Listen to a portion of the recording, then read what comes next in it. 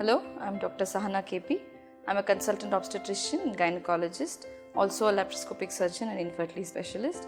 I am currently practicing at Vipra Women's Health Clinic in Basveshwar, Bangalore.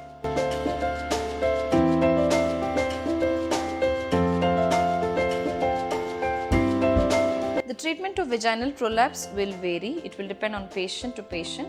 It will depend on a number of factors such as age of the patient, the parity, the symptoms that they come with, associated either bladder symptoms or bowel symptoms if they have, and what for they need to undergo the treatment. If the patient wants to either continue her menstrual function or her reproductive function, or if the patient is postmenopausal, each case the treatment will vary.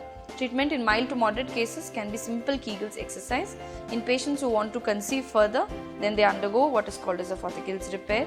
In patients who are not fit for surgery, we do a pessary treatment, and patients who are postmenopausal or have associated descent of the bladder and the bowel along with the vagina, then in those cases we would advise hysterectomy, especially if they are postmenopausal.